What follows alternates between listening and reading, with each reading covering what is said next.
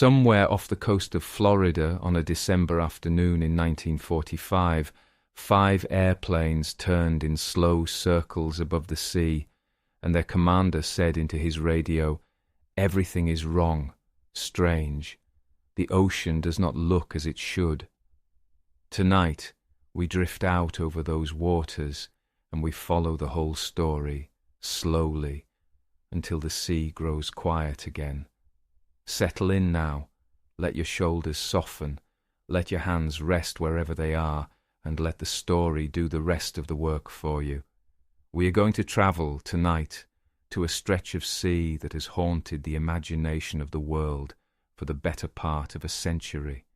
A place with no borders you could point to on a map, no coastline you could walk, no shore where you could stand and say, "Here it begins, here it ends."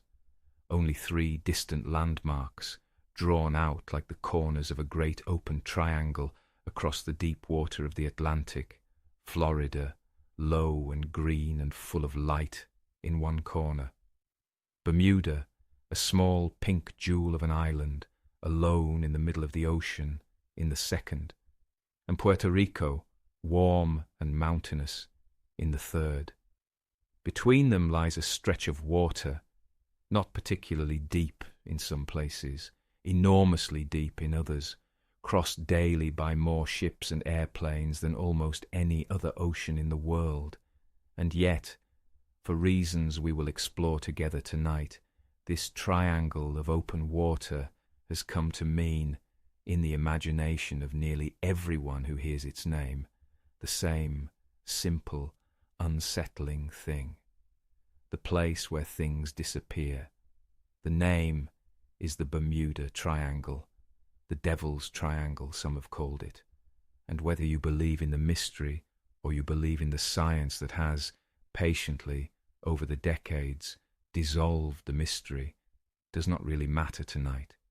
Tonight, we are here to listen, to let the story move through us, slowly, like a current, to follow the vanished ships and the vanished planes down through the calm black water, to meet the men who sailed and the men who flew, to meet the storms and the currents and the strange sleeping fields of methane on the sea floor, and, in the end, to meet the patient, careful investigator who sat down with the newspapers and the records and the weather charts, and, one at a time, gently, brought every disappearance back into the light of the known world. So let us begin at the surface on a calm night, with a compass turning slowly on a table in a room somewhere on shore. That will do for now. The story of the Bermuda Triangle, as a story, is not much older than your grandparents. Ships have of course been lost at sea since ships were first made, and the sea between Florida and Bermuda has taken its share. But the idea that this particular stretch of water was, in itself, unusual. The idea that there was a pattern, a shape, a place where the ordinary laws of the physical world seemed to bend or fail. That idea has a beginning, and it has a birthday, and we can trace it. It begins, of all places, in a newspaper. On the 17th of September 1950, a reporter named Edward Van Winkle Jones wrote an article for the Miami Herald, and the Associated Press picked it up and sent it out to newspapers all across the United States. Jones wrote about a curious pattern he had noticed: ships and airplanes vanishing off the coast in the waters between Florida and Bermuda. His article was short, and it was quiet, and it did not name the region, and it did not yet propose that anything supernatural was at work. It was simply an observation.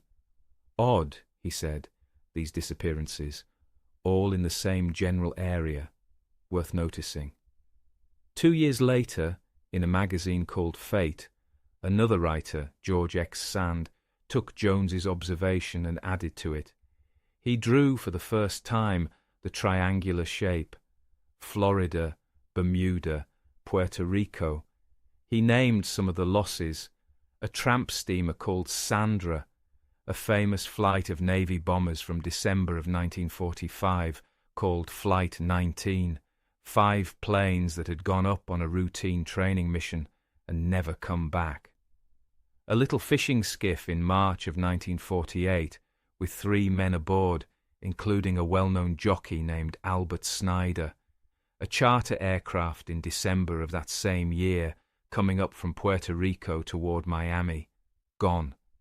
And another passenger airplane called Star Aerial in January of 1949 on its way to Jamaica, also gone. A watery triangle, Sand called it in his little article. And though he was not a famous writer, and Fate was not a famous magazine, the shape he drew and the phrase he coined would slowly, over the next years, begin to fill the imagination of a great many people. The story grew. In 1962, a writer named Alan Eckert returned to the story of Flight 19 in an article for the American Legion magazine. And it was here that the strangest quotation entered the record, the quotation I opened with tonight. Eckert wrote that the flight leader over the radio had been heard saying, "We cannot be sure of any direction. Everything is wrong, strange. The ocean does not look as it should." Whether the flight leader ever really said such a thing in exactly those words is not certain. But once those words entered the story, they never left it.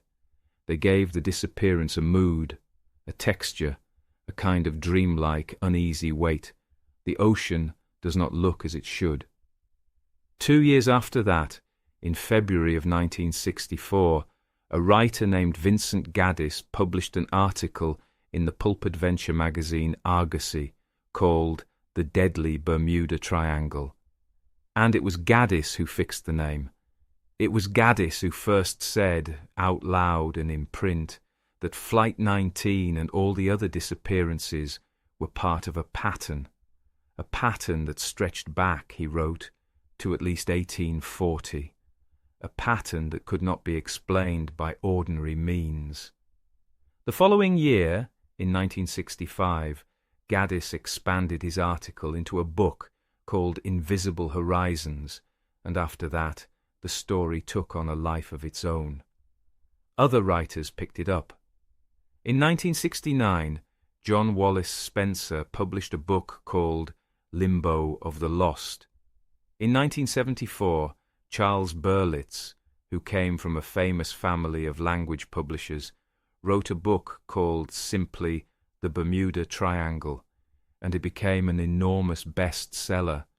And in that same year, another writer, Richard Weiner, published The Devil's Triangle. Each writer added to the legend. Each writer stretched the boundaries of the triangle a little wider, sometimes as far, in some accounts, as the coast of Ireland. Each writer added new incidents, and some added supernatural theories. Atlantis, said some. UFOs, said others. Rifts in space and time, parallel universes. The legend, in a very short number of years, grew far larger than the small handful of losses that had first inspired it. And then, in 1975, 1 year after Berlitz's book, a librarian at Arizona State University named Larry Kusher sat down and did something very simple and very quiet and very slow. He went and checked the sources, but we will come to Larry Kusher in his time. He is the calm end of the story, the one who folds the whole thing shut. First, we must go and see for ourselves the incidents from which the legend was made. Let us begin with the most famous of them all. Let us go to Flight 19. It is December 5th, 1945. The Second World War has been over for exactly 3 months. Naval Air Station Fort Lauderdale in Florida is still humming with activity. Pilots are being trained, missions are being flown, aircraft are being maintained. On the runway that afternoon sit 5 Grumman Avenger torpedo bombers, big, blunt, dark blue aircraft, single engine, 3 crew, workhorses of the Pacific War. They are being loaded for a routine navigation exercise called Navigation Problem Number 1. 14 men will fly them. The flight leader, Lieutenant Charles Carroll Taylor, is 30 years old, a veteran of the Pacific Theater, a torpedo bomber pilot who has served on the carrier USS Hancock and who has recently come to Fort Lauderdale from Miami, where he had been a torpedo bombing instructor. He has about 2,500 flying hours. The 4 student pilots, 3 United States Marines and 1 Navy ensign, are much less experienced. Each has about 300 flying hours in total and only 60 hours in the Avenger. The plan is a routine one. They will fly east from Fort Lauderdale about 56 nautical miles until they reach a place called Hens and Chickens Shoals, sometimes called Chicken Rocks. There they will practice low-level bombing. Then they will continue east for another 67 miles and then turn north for 73 miles. And in the course of that leg, they will pass over Grand Bahama Island. And then they will turn southwest and fly 120 miles, and that will bring them home to Fort Lauderdale. A triangle in the sky, a simple training triangle, the kind flown by hundreds of students every year. Takeoff is scheduled for 1:45 in the afternoon, but Taylor arrives late and takeoff is delayed until 2:10. The weather is described in the log as favourable, with the sea state described as moderate to rough. There is one small oddity in the pre-flight check. It is noticed that all 5 of the aircraft are missing their clocks, but no one thinks anything of it. Every pilot has his own wristwatch, and so the 5 Avengers take off one after another, and they climb up into the winter sky, and they turn east, and they fly out over the Atlantic. The bombing practice goes well. At about 3 in the afternoon, one pilot asks permission to drop his last bomb, and permission is granted. They complete the exercise, and they continue on, and then, at some point after that, something changes. At around 3:45 in the afternoon, another flight instructor at Fort Lauderdale, a Lieutenant Robert Cox, in an aircraft called FT-74, is forming up his own group of students for the same exercise, and he overhears on the radio an odd exchange, one voice asking another for a compass reading, and the second voice, which is identified as belonging to Captain Powers, one of the student pilots of Flight 19, replying, "I don't know where we are. We must have gotten lost after that last turn." Cox transmits into the confusion, "This is FT-74, plane or boat calling Powers. Please identify yourself so someone can help you." There is a pause, and then Taylor comes onto the radio.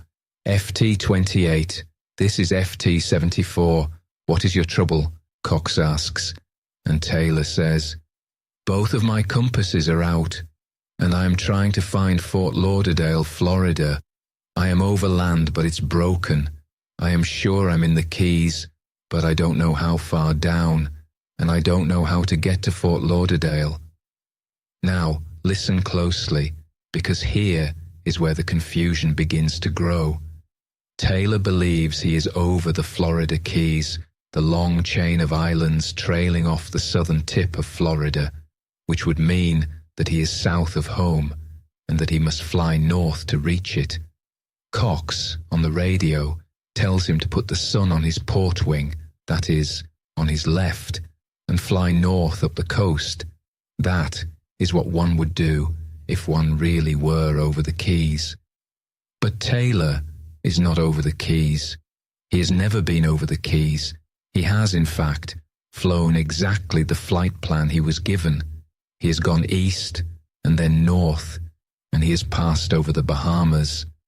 The scattered islands he sees below him are not the Florida Keys at all. They are the Bahamas, and so, when he turns north, thinking he is heading back up along the coast of Florida, he is instead flying deeper and deeper out into the Atlantic Ocean. Radio contact grows patchy. The weather is getting worse. The sun is beginning to sink. At 4:45 in the afternoon, Taylor radios, "We are heading 030 for 45 minutes. Then we will fly north to make sure we are not over the Gulf of Mexico." He is still convinced he is somewhere near the Keys.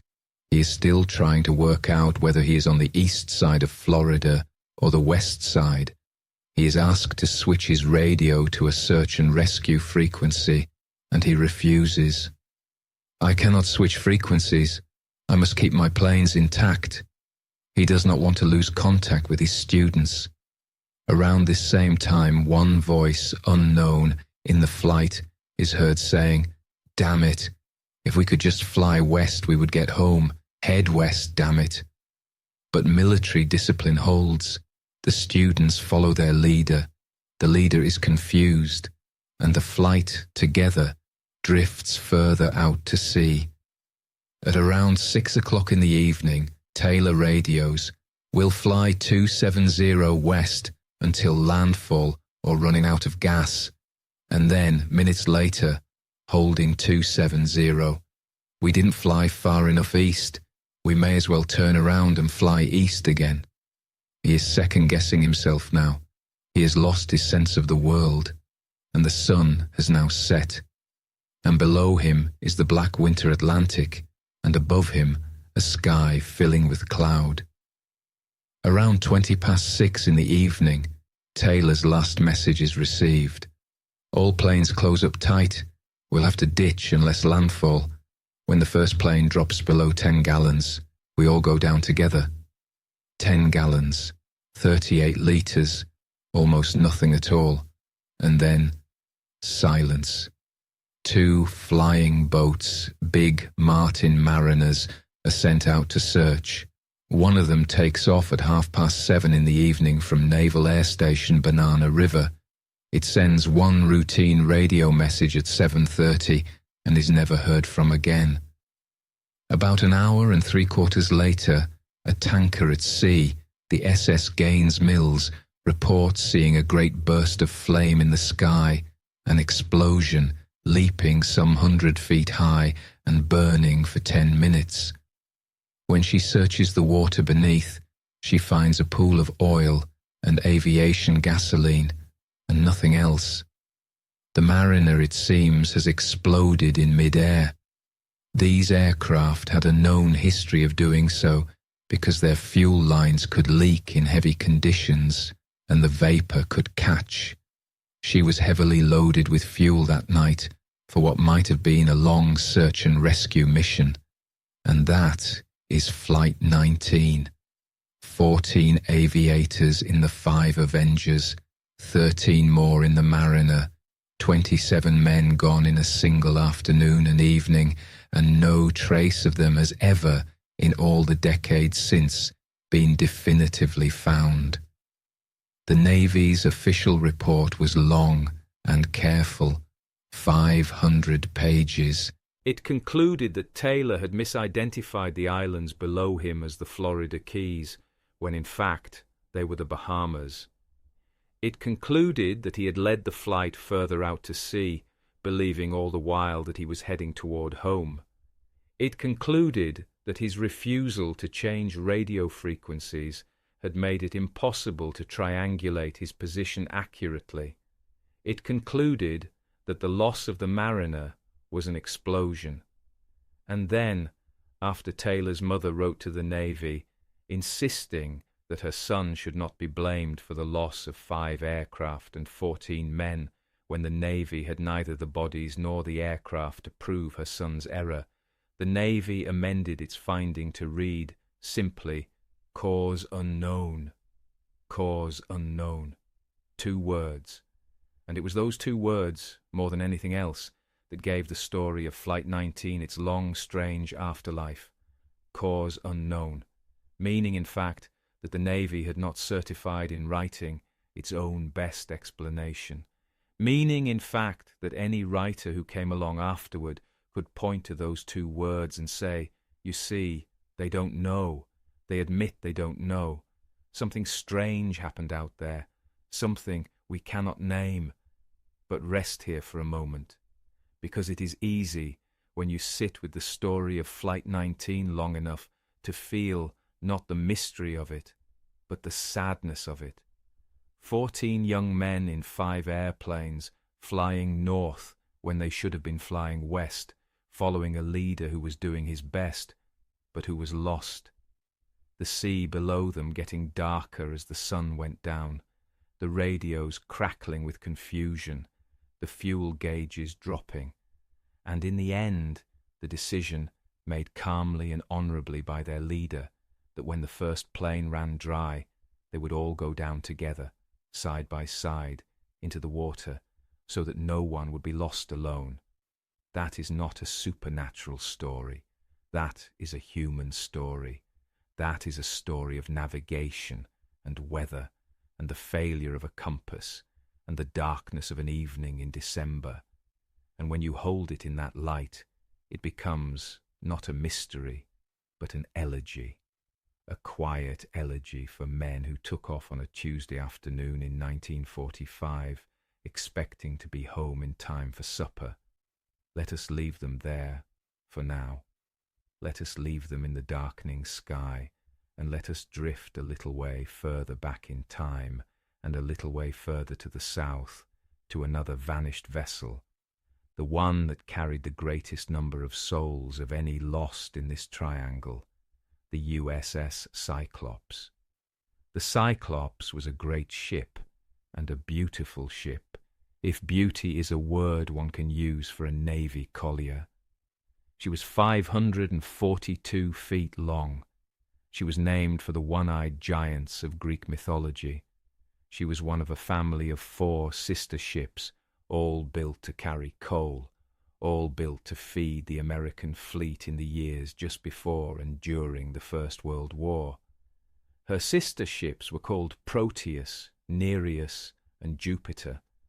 The 4 of them were floating fuel depots, tankers and colliers, unglamorous but essential, keeping the great grey warships fed with the fuel they needed to cross oceans. The Cyclops was launched in 1910 from a shipyard in Philadelphia. Through her early years, she coaled ships in the Baltic Sea and along the American East Coast and in the Caribbean.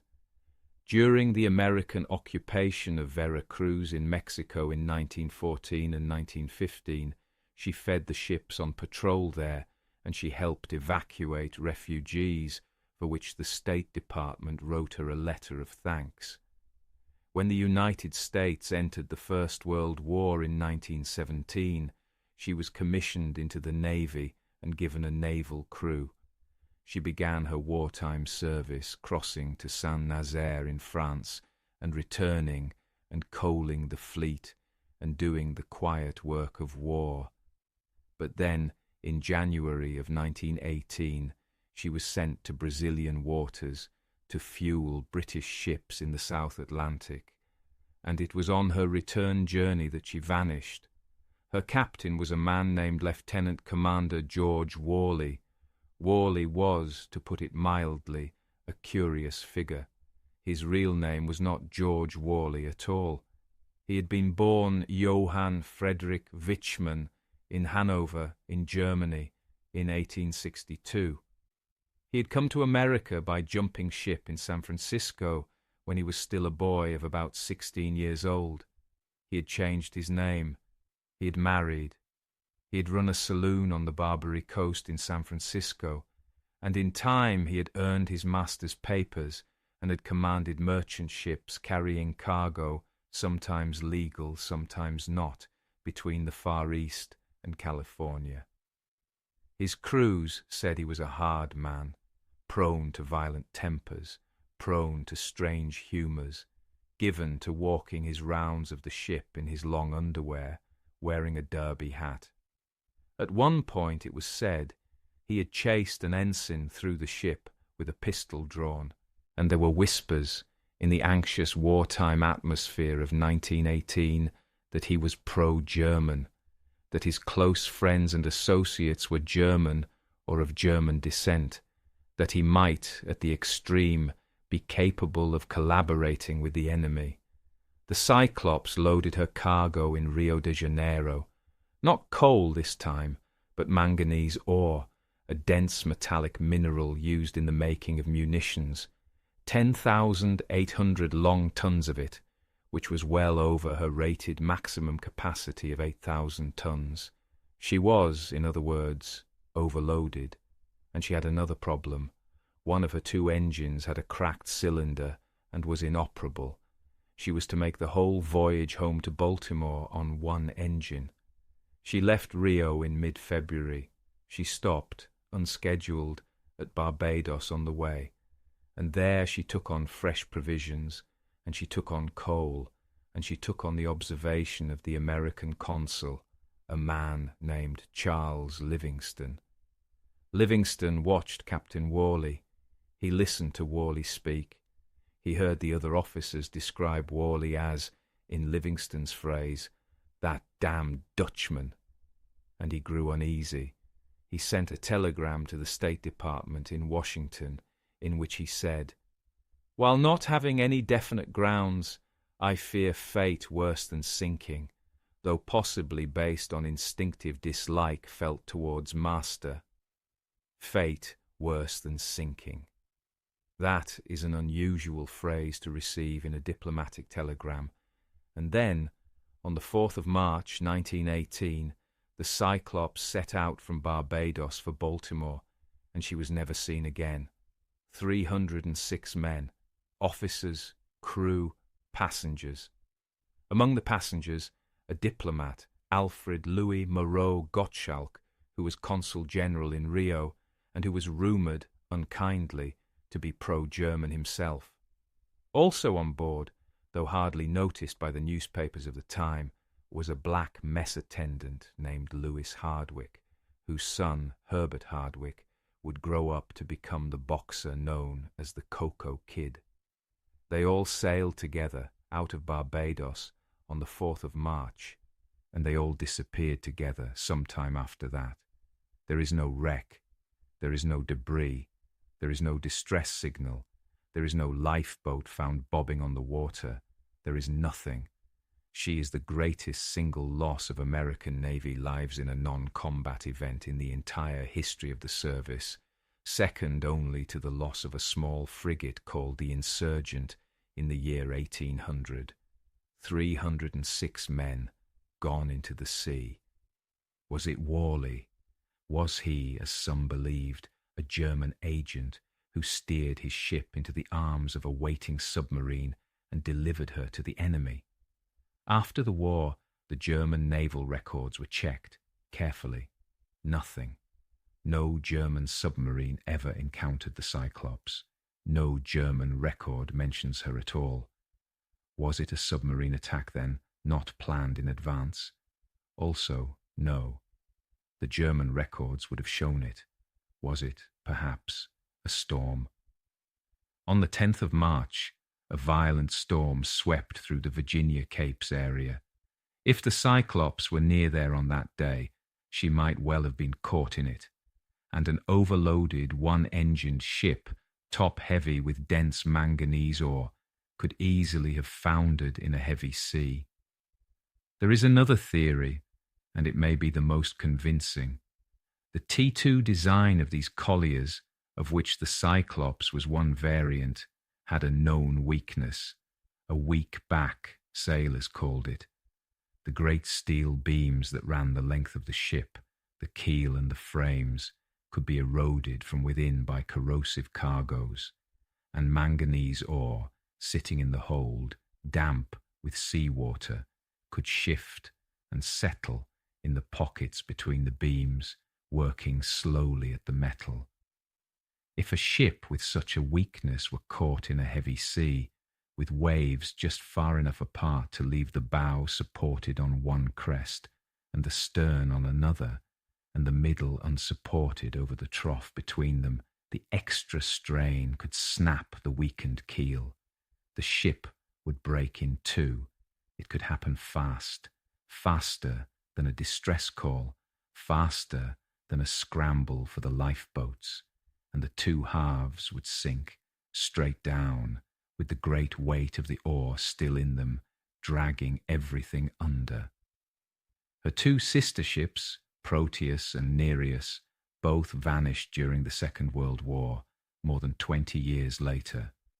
Both were also carrying dense metallic ore, in that case bauxite, and both went down without a trace in the same general part of the Atlantic, which suggests very strongly that it was not the sea that killed the Cyclops, it was the ship, or more precisely, the combination of ship and cargo, loaded past her limits, feeding quietly upon herself, a ship that could not, in the end, hold together. And so, if we set aside the mystery, the story of the Cyclops becomes another sad, human, mechanical story. A ship that should not have been sent to sea in the condition she was in. A captain who was strange and difficult and perhaps unqualified for the responsibility given him.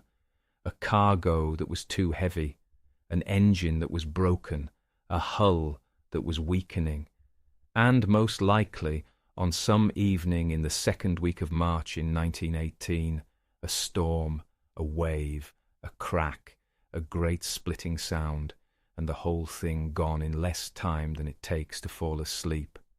306 men, somewhere in the water off the Virginia Capes, or perhaps a little further south, in the great forgetful sea. Let us drift now. Let us let the story soften a little. Let us leave the war behind us, and let us come to a different kind of loss, a quieter kind, a kind that unfolded not in a storm, but in a training exercise, not amid a war, but amid ordinary peacetime life. Let us go to the Marine Sulphur Queen. She was originally called the Esso New Haven. She had been built in 1944 at a shipyard in Chester, Pennsylvania, as one of many T-2 tankers churned out for the Second World War. Long, low, and blunt, with a single funnel and a rectangle of superstructure at the stern. She was designed to carry oil, but in 1960 she was converted. Her holds were opened up, her transverse bulkheads removed, her interior reconfigured. In her middle, from bow to stern, was installed a single vast tank, more than 300 feet long, 30 feet wide, 33 feet high. Inside this tank were 4 smaller compartments. Around the tank ran a system of steam pipes, meant to keep her cargo, whatever it was, warm, because her new cargo was to be molten sulphur, yellow, sticky, hot, molten sulphur, heated to about 255 degrees Fahrenheit, which is above the boiling point of water. She had been given a new name too, the Marine Sulphur Queen. She sailed for a few years, carrying her strange yellow cargo from Texas up the Atlantic coast, and by all accounts she was a troubled ship.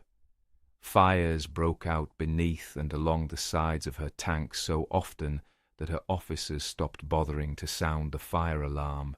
Sulphur would puddle when a fire was put out, and cake around the equipment, once shorting out a major electrical generator. The steam gauges did not work. There were cracks in the structure. There was corrosion everywhere.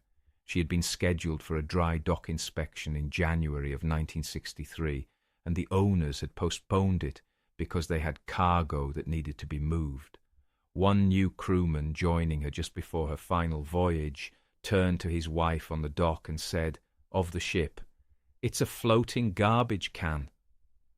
On the 2nd of February 1963, she left Beaumont, Texas, with a cargo of 15,260 tons of molten sulphur bound for Norfolk, Virginia. 39 men were aboard her. On the 4th of February, near midnight, an ordinary radio message was sent from her, giving her position as being about 200 miles west of Key West in the Gulf of Mexico. She was never heard from again. On the 6th of February, she was listed as missing. A search was mounted. It went on for 19 days. It combed the Straits of Florida, where she was believed to have been heading. It turned up a scatter of debris, a few life preservers, a name board with her name on it, but no ship, no bodies, no lifeboats, no sign of what had happened. The Coast Guard's report was scathing. She was, they wrote, unseaworthy and never should have sailed. They listed 4 possible causes of her loss, all of them the fault of her design and her maintenance. She might, they said, have suffered an explosion in her cargo tanks. She might have suffered a complete hull failure, snapping in two, as her sisters had done in the past. She might have capsized in what is called synchronous rolling, where a ship, catching the sea at the wrong rhythm, rolls further and further with each wave until she goes over. Or she might have suffered a steam explosion if the space around her sulphur tank had suddenly filled with water and touched off the hot pipes. Any of the 4 could have taken her.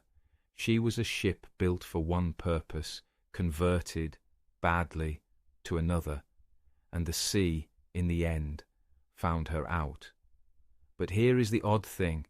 Vincent Gaddis, who coined the phrase Bermuda Triangle in his Argosy article in February of 1964, less than a year after the sinking, made the Marine Sulphur Queen the very first ship in his list of Triangle victims.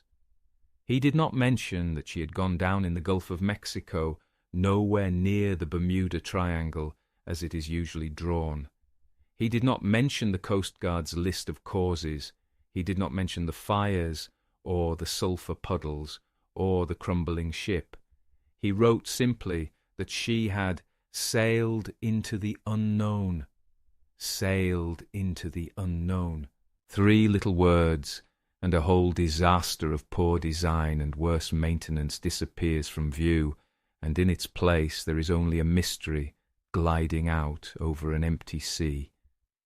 That is how the legend was made, not by lies exactly, but by omission, by the quiet subtraction of everything that would explain the story and the preservation of only what would deepen it.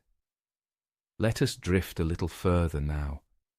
Let us leave the Sulphur Queen, and let us leave the shore, and let us go far out into the middle of the Atlantic, to the strange, still heart of the Triangle, to the Sargasso Sea. The Sargasso is the only sea in the world with no land at its edges.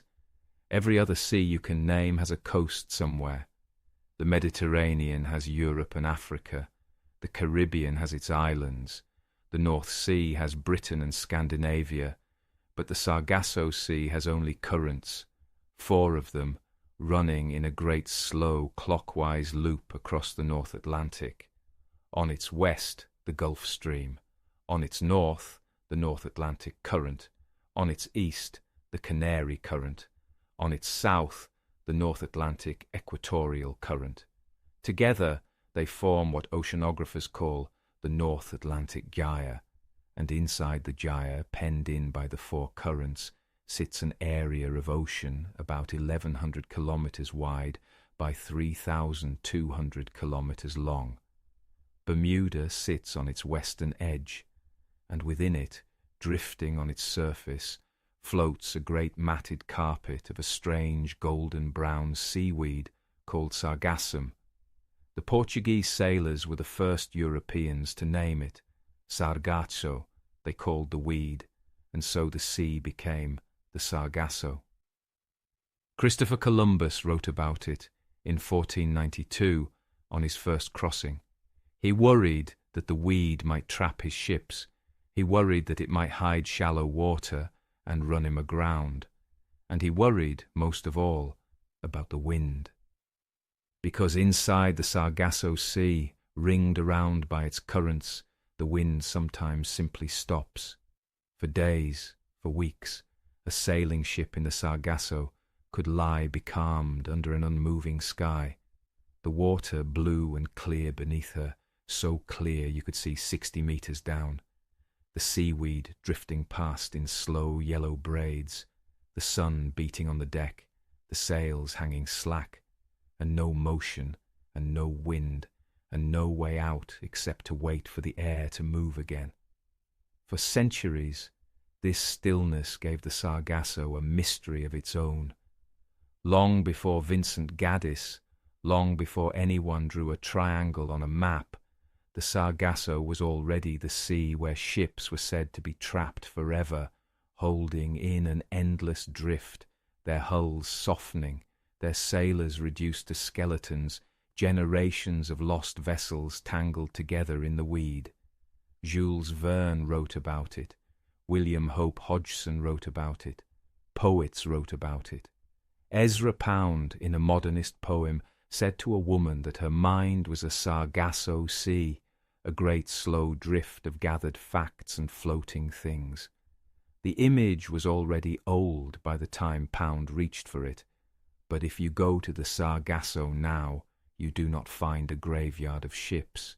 What you find is a nursery, because within that slow blue drift, in the warm salty water, in the shade of the floating weed, the young of an astonishing number of sea creatures spend the early parts of their lives. Loggerhead sea turtles, hatched on the beaches of Florida, ride the Gulf Stream out into the Sargasso, and there they hide among the weeds, growing until they are large enough to face the open ocean. European eels swim as adults from the rivers of Britain and France and Spain all the way across the Atlantic to breed in the Sargasso and then to die there. And their tiny larvae, transparent and leaf-shaped, drift back east on the currents for 3 years until at last they reach the mouths of the rivers their parents left. American eels do the same, going west. Little frogfish called sargassum fish, mottled yellow and brown, hide in the weed, indistinguishable from it. Millions of tiny creatures live out their whole lives within a single floating clump of sargassum, no bigger than a bath towel. And the sailing ships were not really trapped there either. The sargassum, though thick to look at, is not thick enough to catch a keel. What caught the old ships was not the weed, but the wind, or rather the lack of it. What caught them was the great slow silence of the hoarse latitudes where the winds of the trade belts turn upward and leave a wide belt of calm across the middle of the sea. The old ships were stalled by air, not by seaweed, but the seaweed made a more beautiful story, and so the story kept the seaweed. I want to tell you about the light in the Sargasso Sea for a moment, because it is not like the light in any other part of the Atlantic. The water is deep blue, deeper than the colour of the sky in most weathers, and it is exceptionally clear. There is very little dust in it, very little sediment, very little life at the surface except for the drifting weed. 60 meters of visibility, meaning that if you were to look over the side of a boat, you could see down as far as a 20-story building falling away beneath you into a dimness of blue that goes on and on. Fish appear as pale shapes at the edge of vision. Sargassum floats on the surface in ropes and mats, gold in the sunlight, catching the small waves. The water is warm. The sky on a clear day is a paler blue than the sea, and the whole slow place turns imperceptibly, clockwise, held in the ring of its 4 currents, drifting nowhere, drifting always. The oxygen produced by all that seaweed is enormous. Estimates suggest 2.2 billion litres of oxygen per hour added quietly to the atmosphere by the algae of the Sargasso. It is one of the great lungs of the world. Rest a moment in that light, that warm, quiet water, that drifting golden weed. That still afternoon in the middle of the great ring of currents, imagine yourself lying on the deck of a small boat, warm sun on your face, the sea flat as a table around you. No sound but the gentle knock of water against the hull. Not a bird, not a wind. The sargassum drifting slowly by, the knowledge that thousands of feet of clear blue water lie beneath you, and that below that thousands of feet of darker water, and below that the sea floor, invisible, unimaginably far away, where turtles that were once hatched on Florida beaches now swim as adults, and where the eels who left the rivers of Ireland come to breed, and where all the drifting things of the North Atlantic gather themselves and turn again in the slow ring of the gyre. There is something restful in that, if you let it be. The Sargasso is not, as the old stories said, a place of horror. It is a place of unhurried life, a place of drifting, a place of turning, a place, above all, of enormous quiet. Now let us leave the Sargasso, and let us follow one of the great currents that rims it. Let us follow the Gulf Stream. The Gulf Stream is one of the most extraordinary features of the entire planet. It is a river of water inside the ocean. It begins roughly in the Gulf of Mexico, gathers heat from the tropical sun, and then squeezes through the narrow gap between Florida and the Bahamas, called the Straits of Florida, and then it runs, at speeds of up to 2 meters per second, up the eastern coast of the United States, curving out to sea near the coast of North Carolina, and then bending northeast across the Atlantic, all the way to Europe. It carries warm water. It carries it in enormous quantities. Estimates suggest that it moves more water than every river on Earth combined, and it moves it at a speed you could kayak across but not paddle against, and it moves it thousands of miles, and in doing so, it moves everything else. If a small aircraft ditches into the Gulf Stream and floats for an hour before sinking, it may have drifted 8 kilometers in that hour before it went down.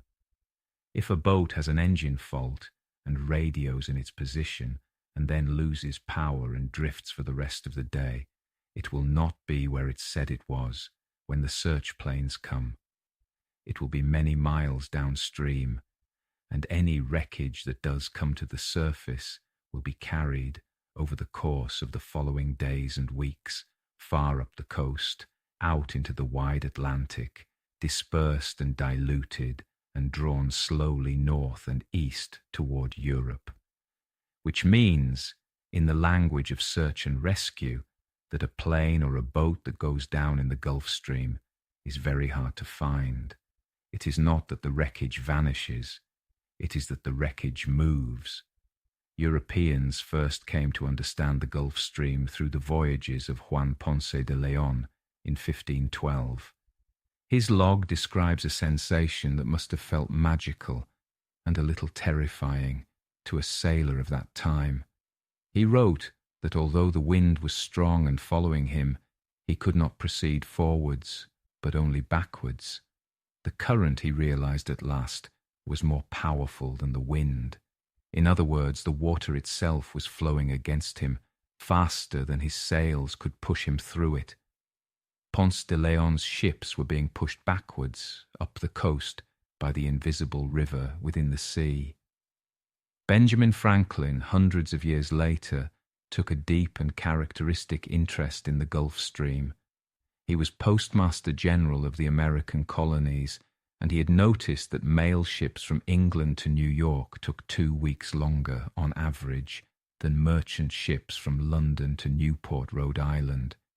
He asked his cousin, a whaling captain named Timothy Folger from Nantucket, why this should be. Folger explained.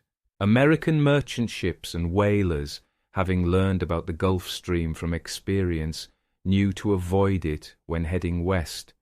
They watched the temperature of the water. They watched the colour of it. They watched the behaviour of the whales.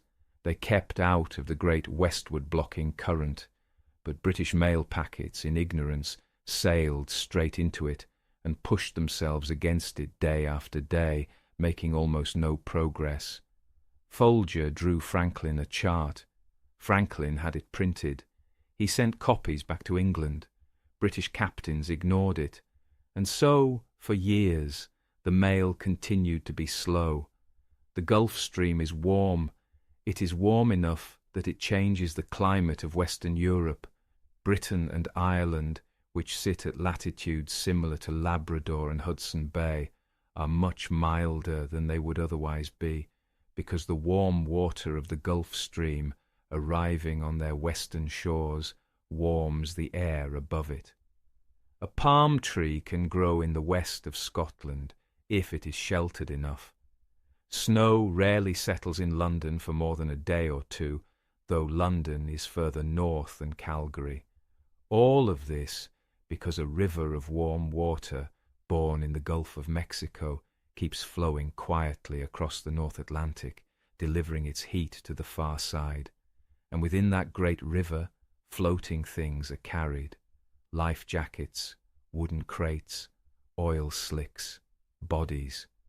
All the sad small pieces of a lost ship, if it goes down in the wrong stretch of water, will be gathered up by the current and drawn away from wherever they began. This is one of the plainest explanations for why so few wrecks in the Triangle have ever been recovered.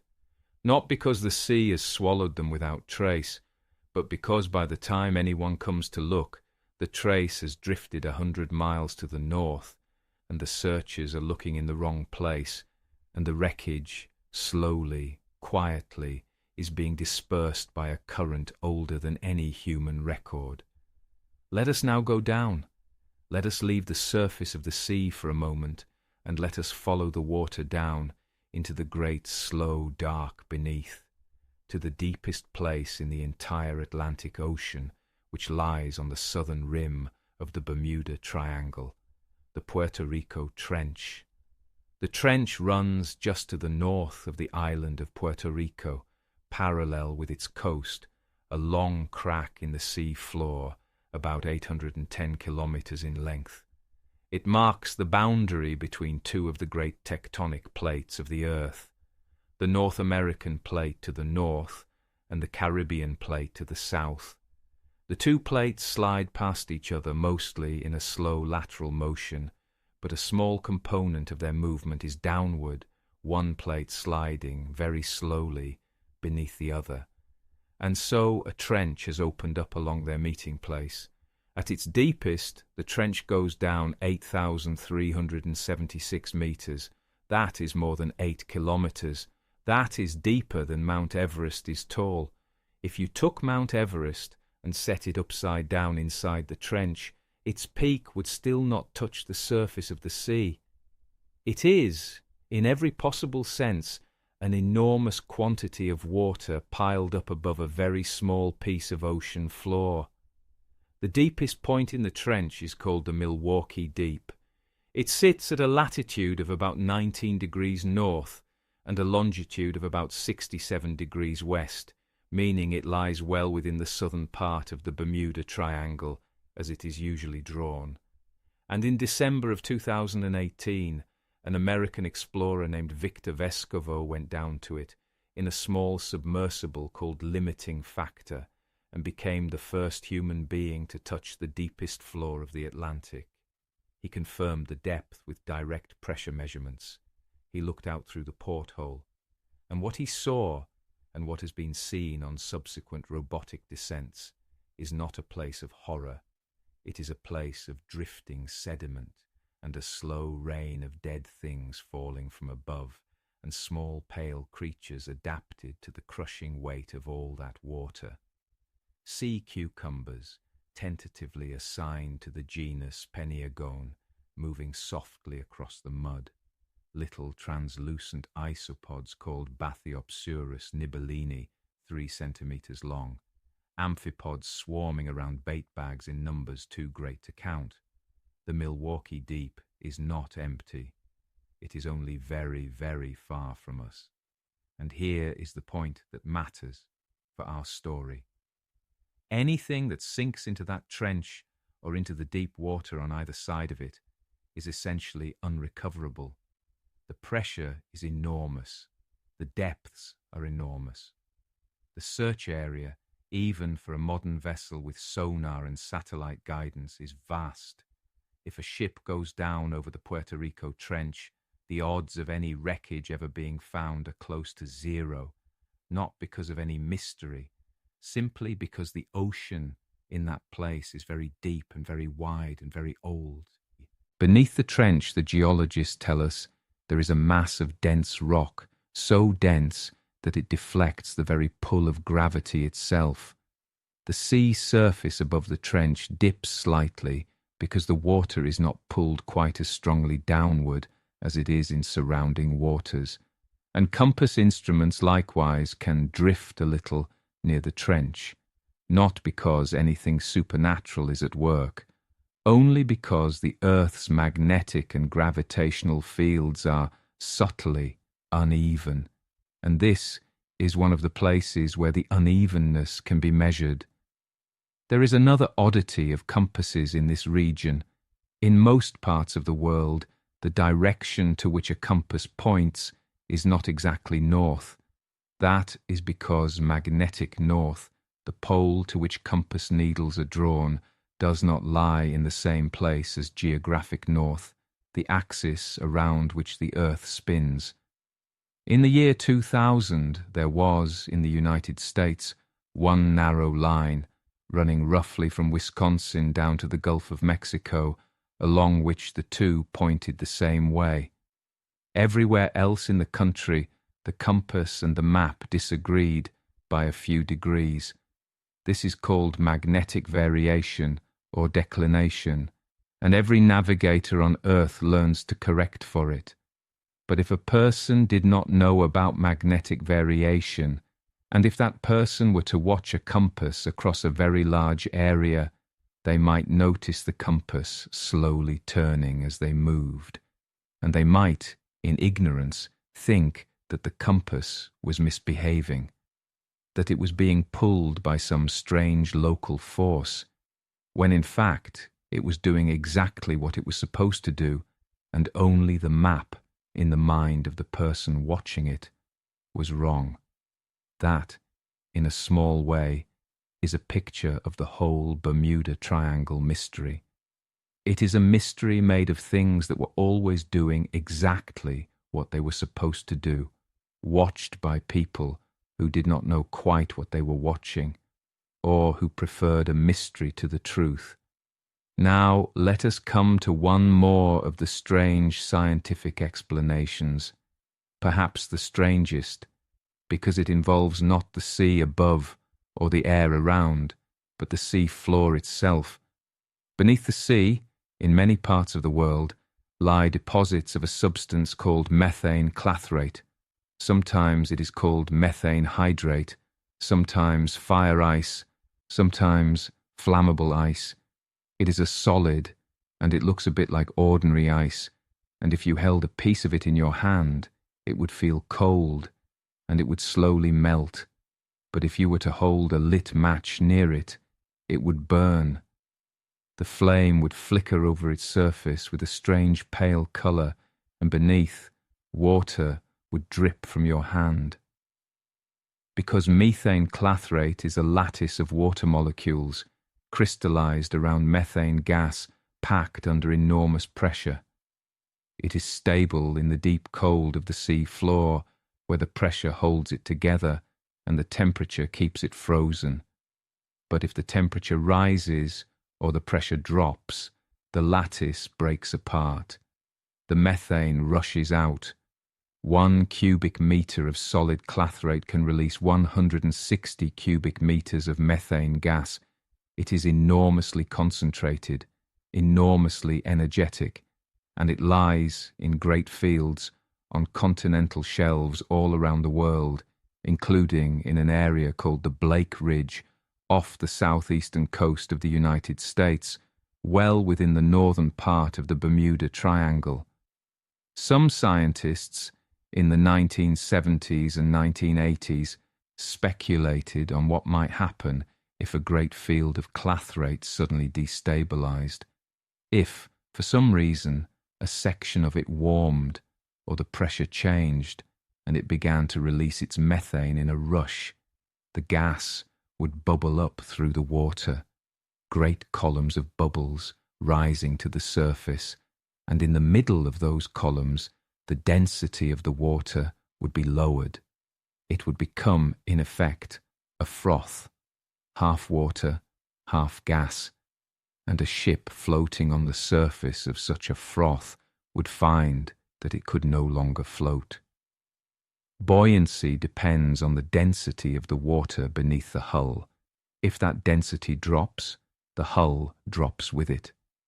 The ship would settle down into the froth as though into a lake of mud, and it would go under, and the froth would close over it, and by the time the gas had dispersed and the water had returned to normal, there would be no ship, and any airplane flying overhead through the invisible cloud of methane above the surface would, if the concentration were right, and if a spark occurred, ignite and be gone.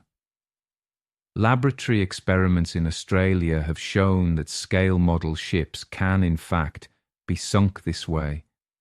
The physics is real. The question is whether the scale of an actual eruption could sink an actual ship. And here the science is more cautious.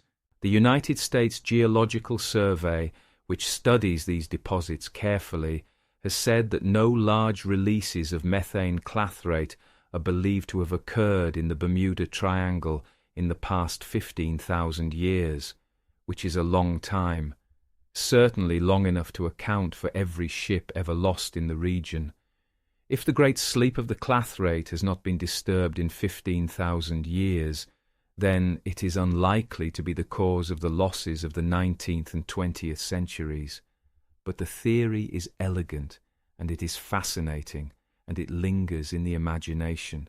The idea that beneath the calm sea, sleeping in the sea floor, there are pockets of frozen gas, waiting. Now, let us come at last to the man who put the mystery to rest. His name was Larry Kusher. He was a librarian at Arizona State University and a former airline pilot and a flight instructor. And in the middle of the 1970s, when Charles Berlitz's book, The Bermuda Triangle, had become a bestseller, and when the story of the triangle was in every newspaper and every television special, he found himself, in his ordinary work as a reference librarian, being asked over and over again by students, "Could you help me find some information on the Bermuda Triangle?" And so he began, out of professional curiosity, to look. What he did was very simple. He took the incidents listed by Berlitz, and by Gaddis, and by Spencer, and by Weiner, and by the other triangle authors, and for each incident he went back to the original sources, the newspapers from the time, the Coast Guard reports, the maritime insurance records, the Weather Bureau data, not the retellings in later books, the primary documents. And what he found, over and over again, was that the original documents did not say what the Triangle books said they said. Take the case, for instance, of a round-the-world yachtsman named Donald Crowhurst, whose disappearance had been listed by Berlitz as one of the mysteries of the Triangle. Kusher looked. It turned out that Crowhurst's story was not a mystery at all.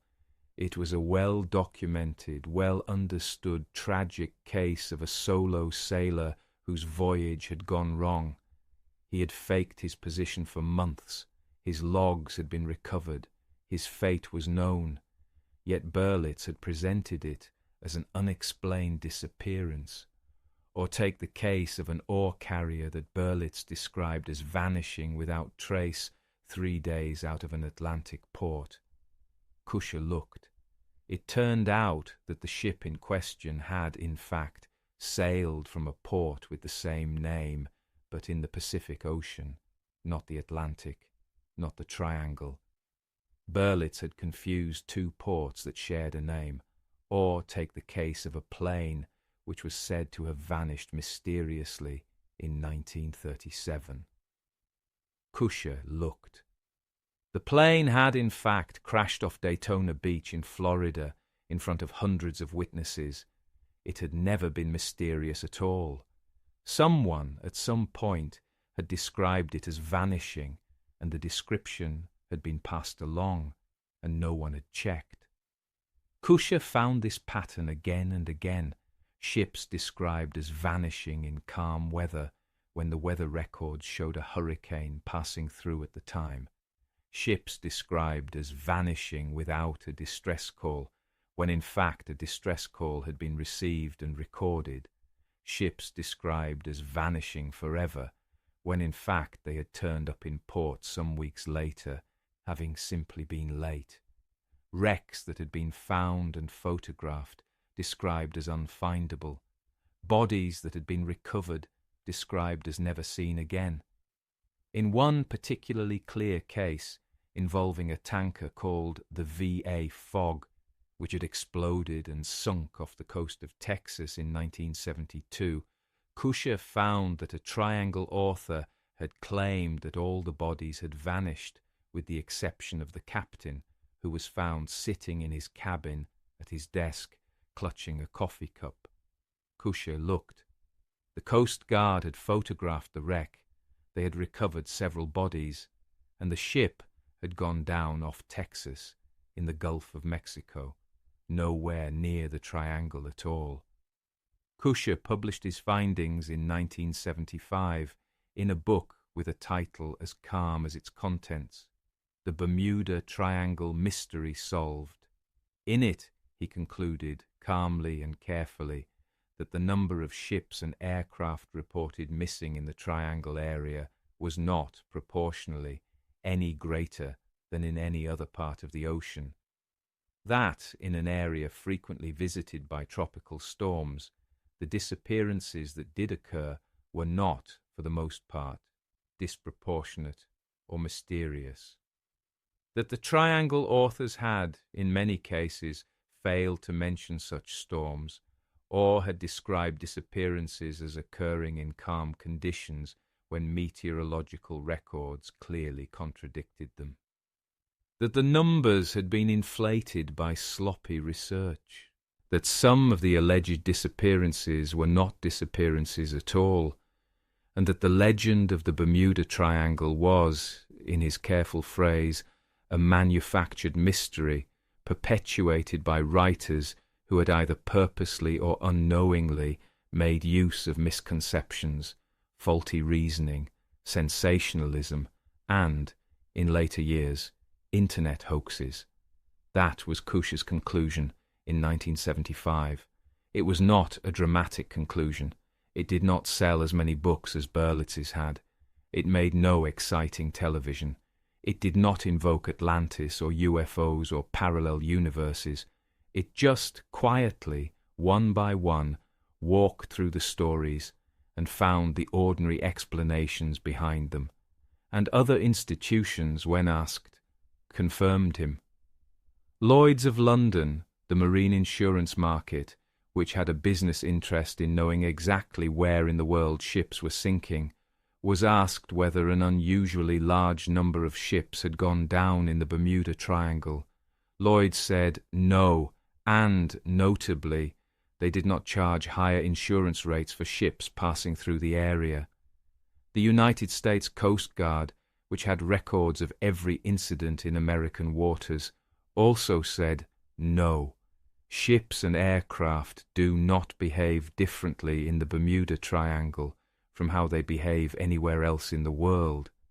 A documentary series on public television called Nova in 1976 made an episode about the Triangle and concluded that when the original sources were checked, the mystery evaporated.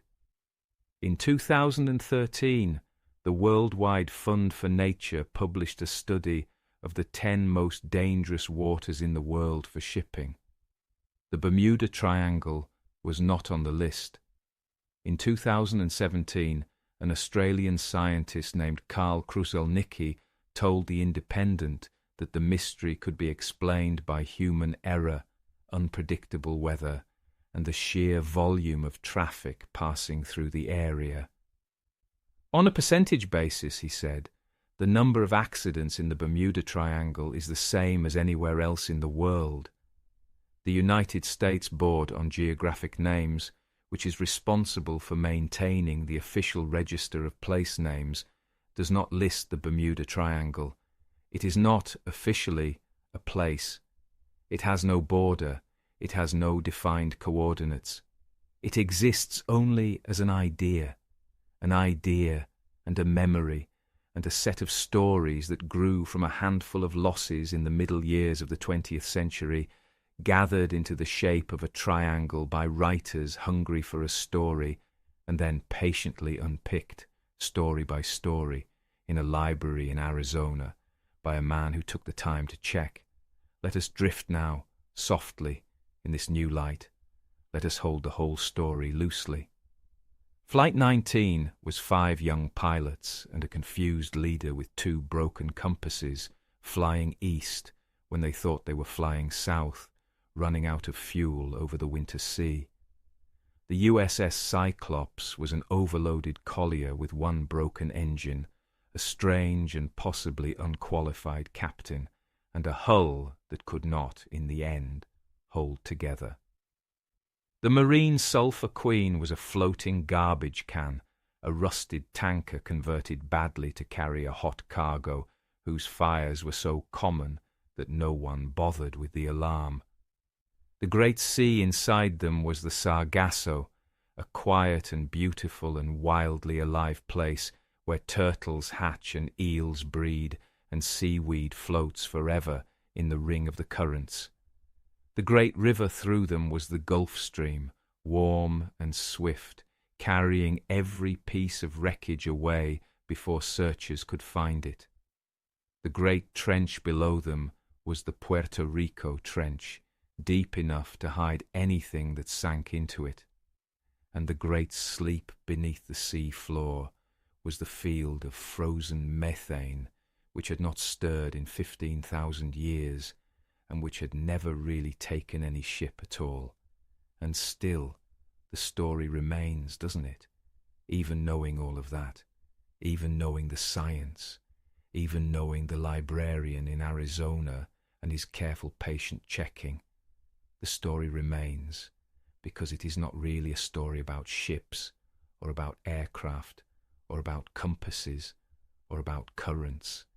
It is a story about how the sea keeps its secrets, about how, when a boat goes down, there is often nothing left, about how a person can walk out of the world and leave behind only a single life jacket floating in a slick of oil, and how those who loved that person must go on afterward with only that.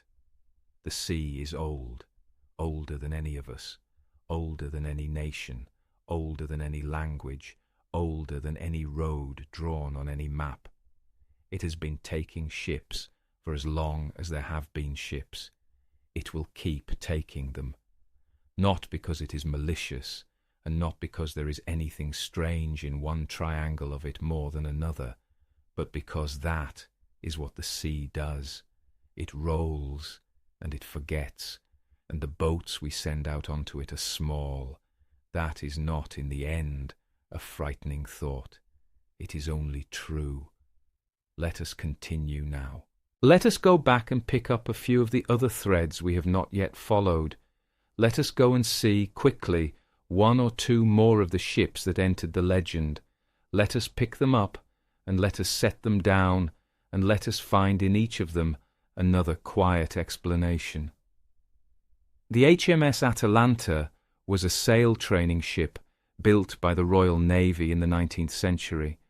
She had originally been named the HMS Juno. On the 31st of January, in 1880, she left the Royal Naval Dockyard in Bermuda, bound for Falmouth, in England, and she disappeared. 280 souls aboard her, most of them young trainees, boys and men learning the ways of the sea. She never arrived.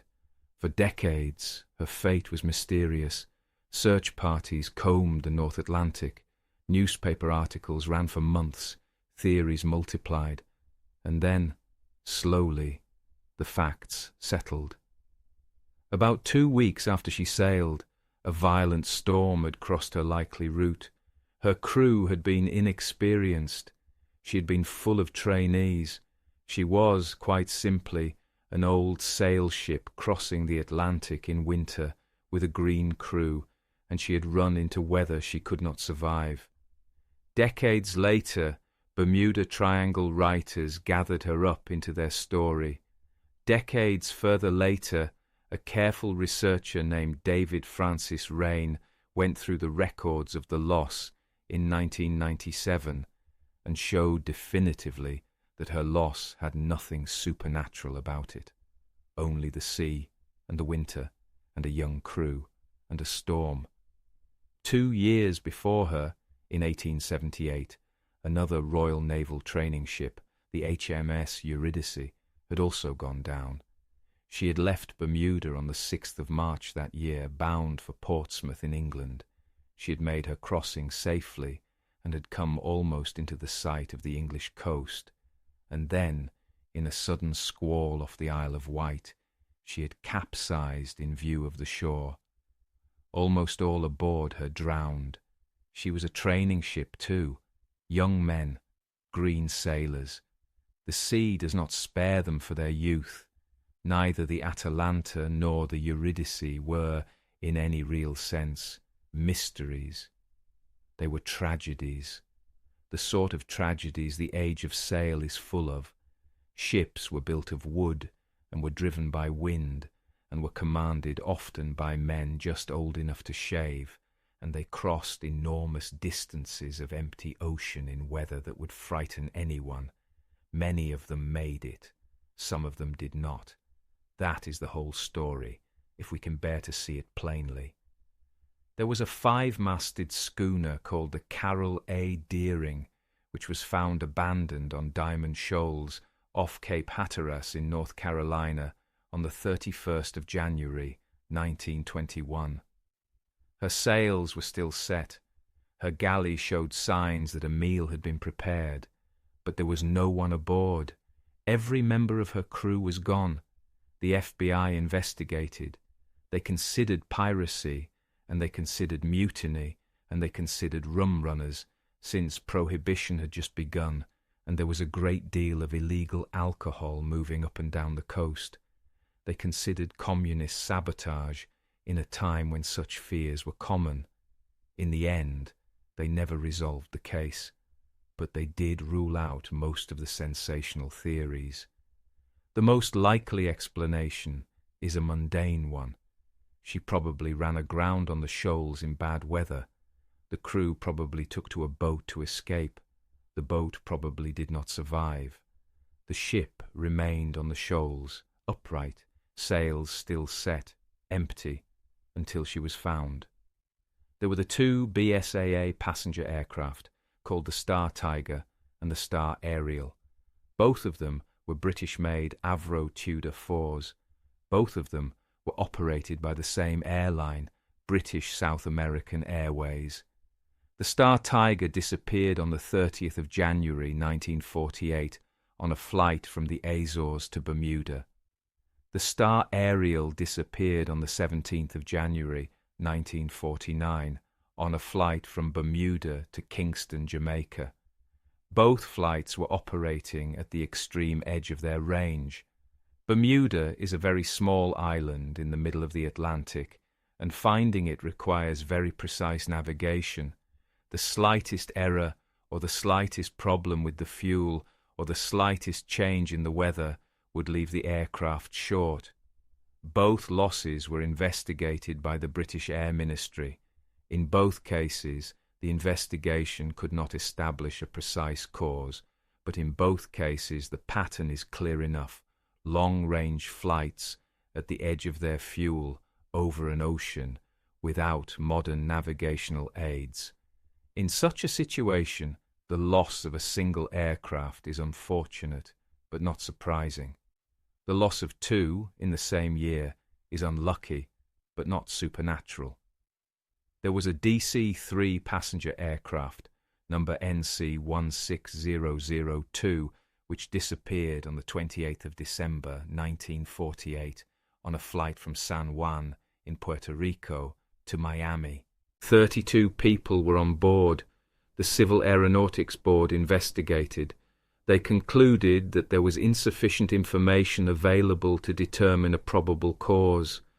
Later research has suggested that the aircraft's batteries were low, which may have affected the radio, and that the flight, unable to communicate its position, may have drifted off course due to a change in wind. It is possible that it flew right past Miami in the night and went down in the Gulf of Mexico when its fuel ran out. Not a mystery, only a chain of small technical problems ending in an ordinary tragedy. There was a pleasure yacht called the Connemara IV, which was found drifting empty in the Atlantic south of Bermuda on the 26th of September 1955. Triangle authors, including Berlitz and Weiner, presented this as another mystery. The crew had vanished, they wrote, while the yacht itself had survived through 3 hurricanes. It was a spooky detail, but Kusher checked, and what he found was a letter from a Mr. J.E. Challenor of Barbados explaining the actual circumstances. The Connemara IV had been at anchor in Carlisle Bay, off Barbados, when Hurricane Janet approached. Her owner had done what he could. He had strengthened the mooring ropes and dropped 2 extra anchors, but the anchorage was exposed, and when the hurricane passed and the seas subsided, the yacht was found to be gone. She had dragged her moorings and gone to sea, empty. No one had been aboard when she went. She was simply an unmanned boat, torn loose by a storm, drifting up into the North Atlantic on the great turning wheel of the currents. Not a mystery, only an anchor that could not hold. There were the KC-135 Stratotankers, 2 U.S. Air Force aerial refueling aircraft, which collided in mid-air over the Atlantic on the 28th of August, 1963, 300 miles west of Bermuda. Triangle authors described this too as mysterious, claiming that although the 2 aircraft had collided, there were 2 distinct crash sites, separated by over 160 miles of water. This would indeed be a strange thing if it were true. But Kusher checked, and in the Air Force's investigation report, he found that the second crash site had been examined by a search and rescue ship and had been found to be nothing more than a mass of seaweed and driftwood tangled around an old buoy. There was only one crash site. The other was the wreckage of the sea itself. There was the SS Cotopaxi, a bulk carrier, which departed Charleston, South Carolina on the 29th of November, 1925, bound for Havana, with a cargo of coal and 32 crew. On the 1st of December, she radioed a distress call, reporting that the ship was listing and taking on water in a tropical storm. She was officially listed as overdue on the 31st of December. She, too, entered the Triangle legend. She, too, was described as vanishing mysteriously. But in 1977, in the film Close Encounters of the Third Kind, a fictional version of the Cotopaxi was even shown being discovered in the Gobi Desert, set down there presumably by benevolent extraterrestrial forces. It made for beautiful cinema. But in reality, the wreck of the Cotopaxi lies about 35 nautical miles off St. Augustine, Florida.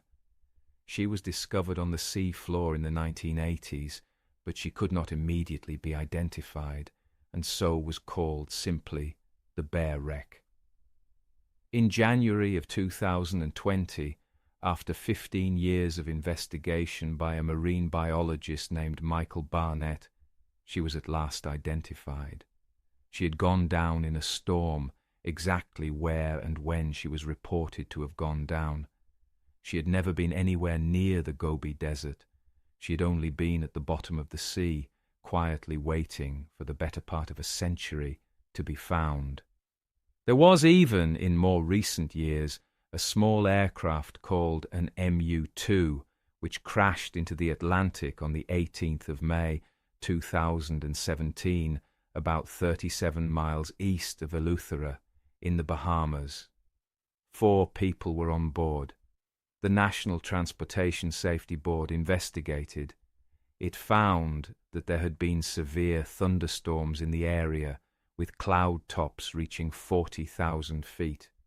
It concluded that the crash was caused by pilot error, specifically the pilot's decision to fly into the thunderstorm rather than around it. A fresh fuel slick was located. Debris was found. There was no mystery, only a pilot's misjudgment and a storm too powerful to survive. You see, when you go through them one by one and you check the sources, the mysteries dissolve. Each disappearance has, if not a definite explanation, then at least a set of ordinary possibilities.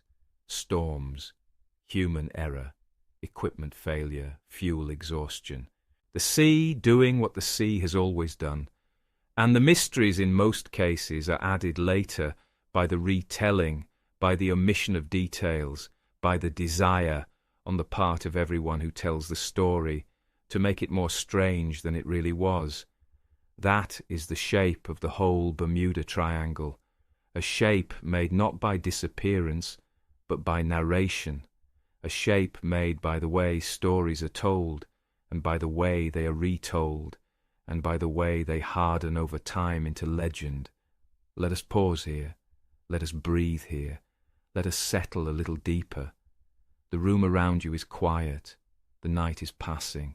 The story is a long one, and there is still some way to go, but you can feel, perhaps, the shape of it now, the way the mystery was made, the way it can be unmade, the way, in the end, all the sea's disappearances are only and always the sea itself doing what the sea does, which is to be very large and very deep and very old, and to be indifferent without malice to the small crafts we send out onto it.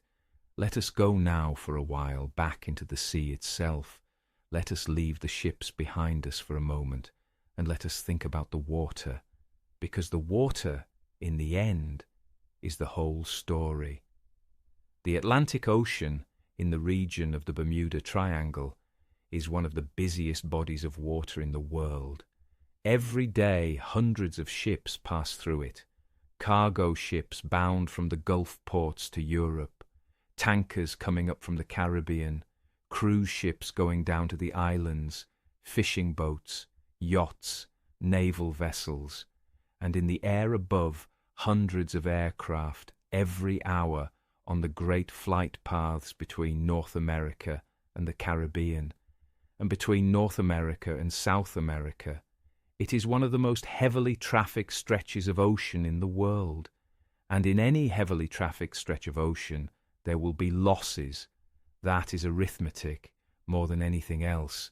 If you have 1,000,000 cars on a road, some of them will crash. If you have 1,000,000 ships on the sea, some of them will sink. If you had a triangle of empty water where no one ever went, you would have no losses there at all. But that would tell you nothing about the water, only about the absence of people. The Bermuda Triangle is not the calm heart of a dangerous ocean.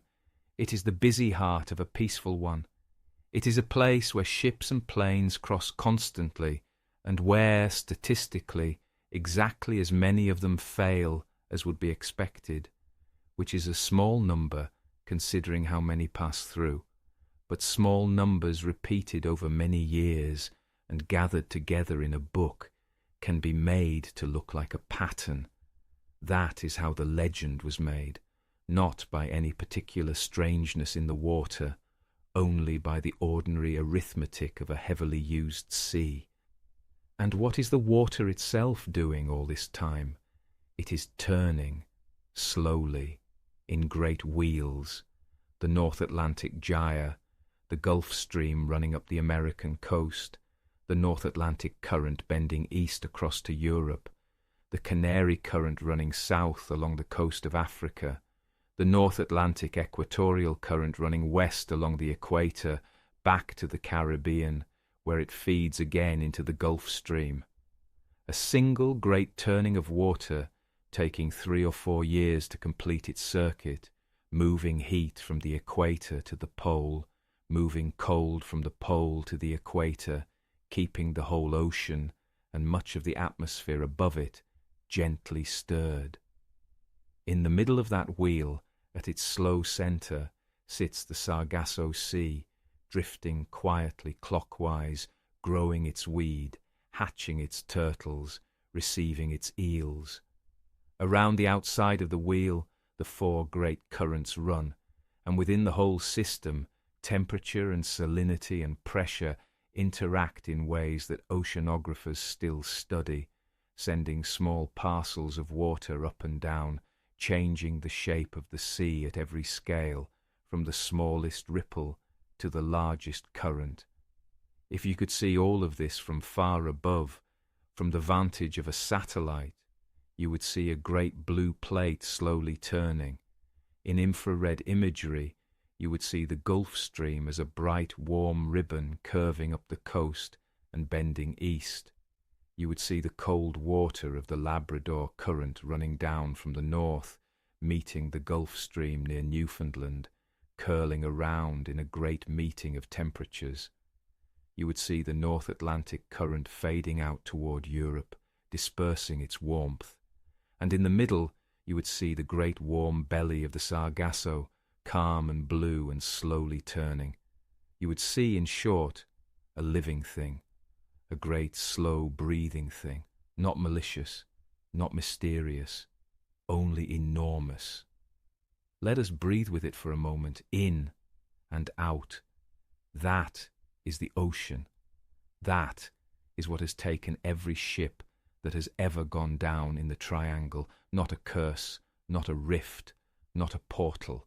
Only the ocean itself, doing its slow ancient work of turning and stirring and rising and falling and moving warm water north and cold water south, and every so often, in a corner of itself, catching hold of a boat that could not survive it. Let us return now gently to the details. There is a story worth telling about the last message from Flight 19. I mentioned it before, but I want to sit with it a moment longer because it has a peculiar quality that I want you to notice. That last message from Charles Taylor at around 6:20 in the evening was, "All planes close up tight. We'll have to ditch unless landfall. When the first plane drops below 10 gallons, we all go down together." Think about that.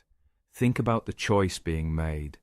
Think about a flight leader who knows he is lost, who knows he has led his students astray, who knows that they are all going to run out of fuel over open water, and who decides, in his last transmission, that they will not go down one by one. They will not scatter to their separate ends. They will fly close together. They will come down at the same moment, so that no student pilot has to be alone as he ditches into the winter Atlantic.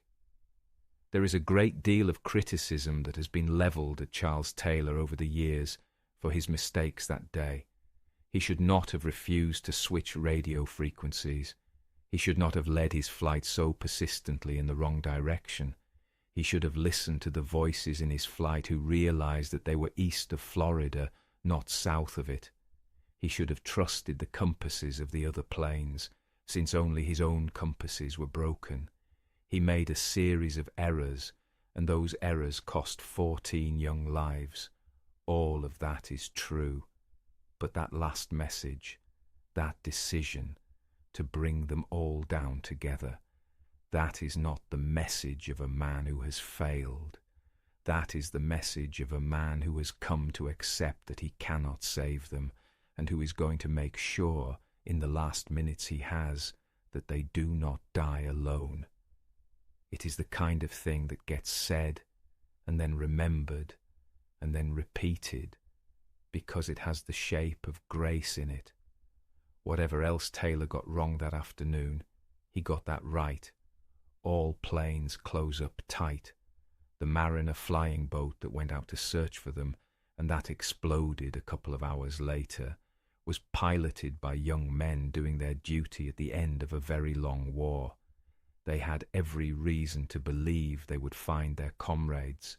They flew out over the darkening sea, with the storm coming in, with their fuel tanks full, with the vapour of that fuel drifting through the fuselage as it always did in that model of aircraft.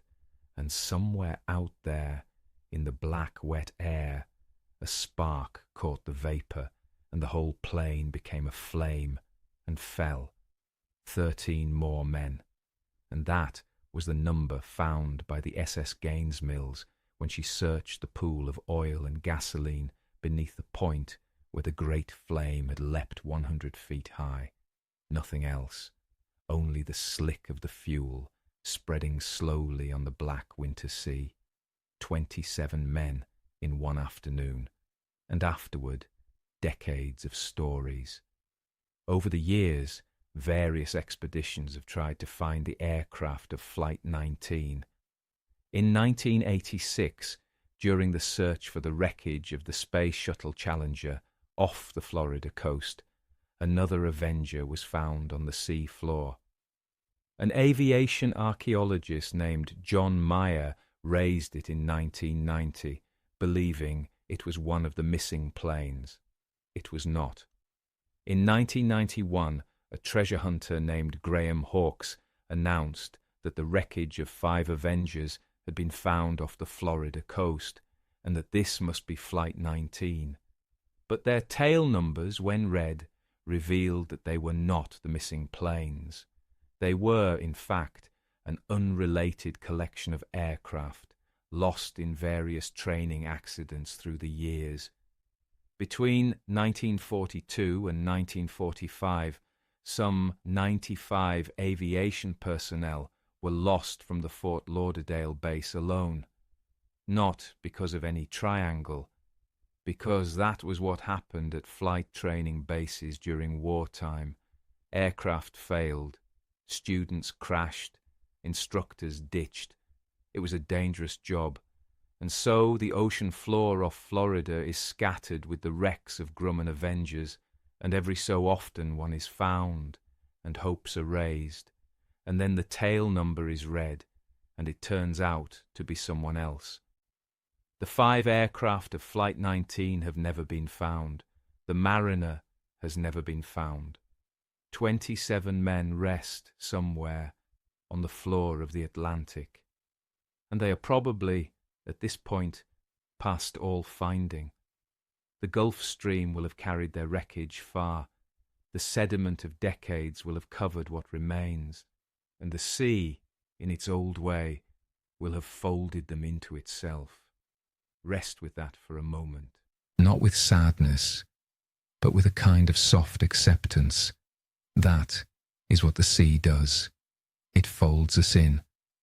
Let us come back now to Larry Kusher for one last visit before we begin the long, slow drift towards sleep. Kusher was not, by any account, a dramatic man. He was a reference librarian and a pilot and a flight instructor.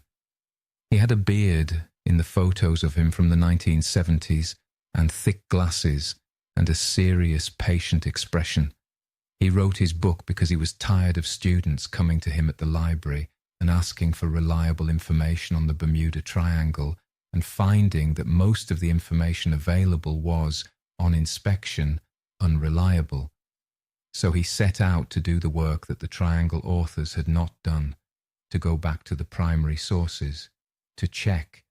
He was gentle in his book on the whole. He did not attack Berlitz personally or the other writers.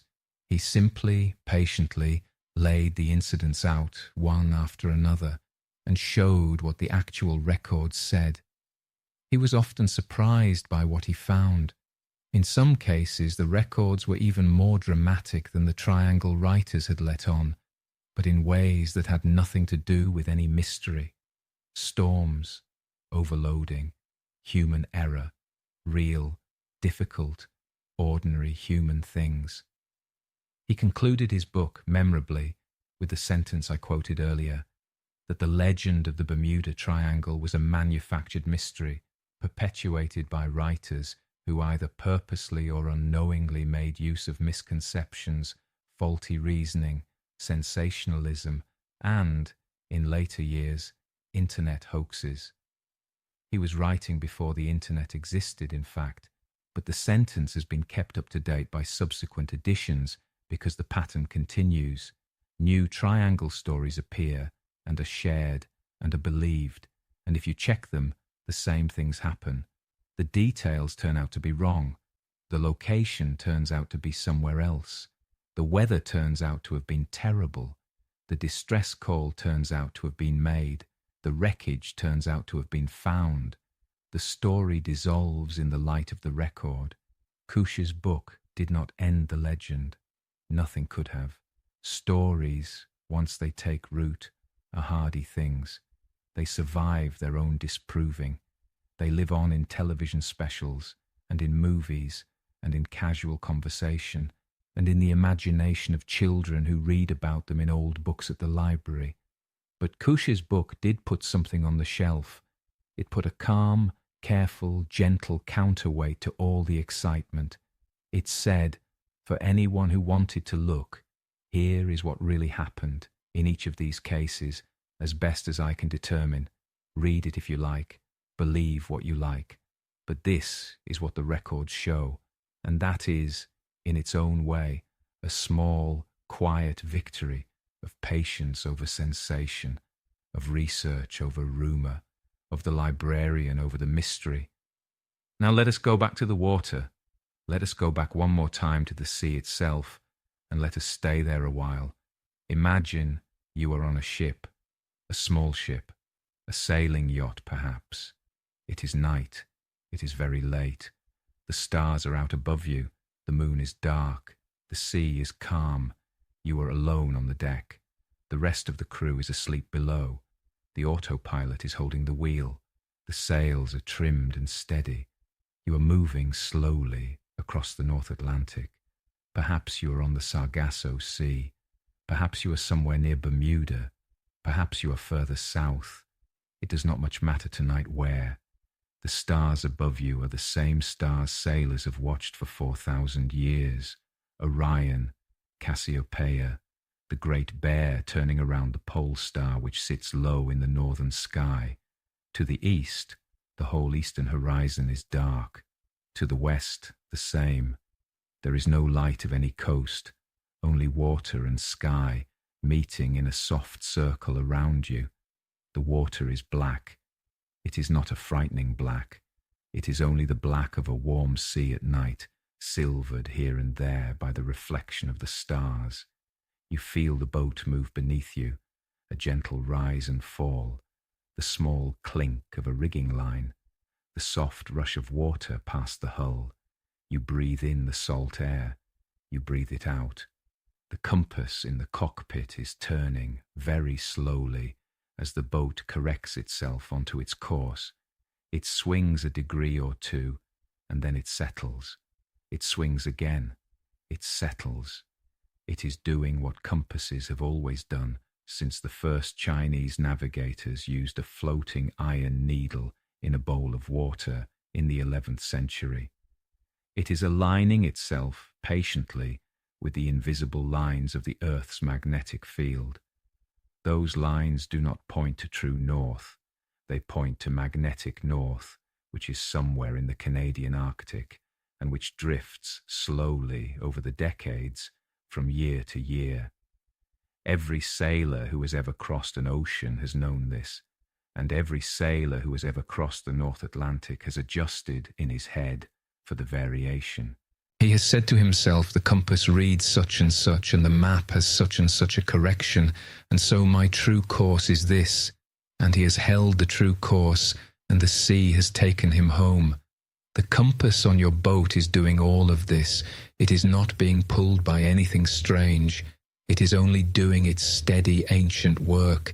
It swings and it settles and it swings and it settles, and you watch it in the light of the small binnacle lamp above it, and you feel the sea beneath you, and you look up at the stars. There is nothing frightening here. There is only the vastness, the very great vastness of a sea that is, at this point, in this place, 3 or 4 kilometers deep beneath you. Below your hull, water. Below that water, more water. Below that, even more water. Cold and dark and slow. And below all of that, at last, the sea floor. Sediment. Rock. The great crumpled floor of the Atlantic, laid down by tens of millions of years of dead things drifting down from above, and cooled magma pushing up from the ridge in the middle of the ocean, and slow plate movement, all beneath you, all resting, all doing nothing at all tonight, except being what it is. You are a small, warm animal on a small wooden boat on top of an enormous amount of water, and it is, in its own way, one of the safest places you have ever been. Not because the sea is safe. The sea is not safe. The sea can kill you in 100 ways, and it has done so many times to many people over many years. But because the sea, being what it is, does not care about you tonight, it is not paying attention, it is not seeking you out, it is only being itself, all around you and beneath you, in the great dark rolling way that the sea has always been. The Sargasso, off to one side of you, is turning quietly. The Gulf Stream, off to the other side, is running warm and swift. The Puerto Rico Trench, far below you and to the south, is holding its old deep water in its long straight crack. The methane clathrate on the sea floor, if it exists here, is sleeping in its lattice of ice, undisturbed. Everything is where it has always been. Everything is doing what it has always done, and you are in the middle of all of it, on a small boat at night, watching the compass turn and settle, and breathing slowly in and out, and feeling perhaps the way sailors have felt on such nights for thousands of years, small and warm, and, in a strange way, held. You can sleep now if you like. The autopilot has the wheel. The sails are trimmed. The stars are on watch. The compass is doing its work. The sea is doing its work. And nothing tonight is going to happen to you that has not already happened in one form or another to many people before you, and to many boats before yours, and to many sailors before you had a name. Rest here. Let us come back to the story once more, softly, from very far away, and let us pick up a last few threads before we lower ourselves into sleep. We spoke of Vincent Gaddis, who coined the name Bermuda Triangle in 1964. It is worth noting, as a small footnote, that Gaddis had spent his career writing about strange things. He was a writer for the pulp adventure magazines, and he had a taste for the unusual. His book, Invisible Horizons, published in 1965, was not only about the Bermuda Triangle, it was about many things: ghost ships, sea monsters, mystery lights, places where the world seemed to bend. He was a collector of the strange, and the triangle was, for him, one item in a larger collection. He did not, so far as we can tell, ever visit the triangle himself. He did not sail there. He did not fly there. He drew his stories from newspapers and from books and from his imagination. That is how legends are made, quite often, not by people who have been to the place, but by people who have read about the place in books written by other people who never went either. The triangle, in this sense, is a place made almost entirely of writing, a place that exists on paper more than it exists in salt water, a place that is written into being, sentence by sentence, book by book, until it becomes a fixture of our shared imagination, as real as any place we could point to on a map, and yet, when you try to touch it, it dissolves, and there is only ocean. We spoke of the Sargasso and its living currents and its floating weed. It is worth mentioning that the Sargasso in our own time is under threat. The great turning gyre that gives the sea its calm centre also collects, at that centre, everything that has been thrown into the North Atlantic.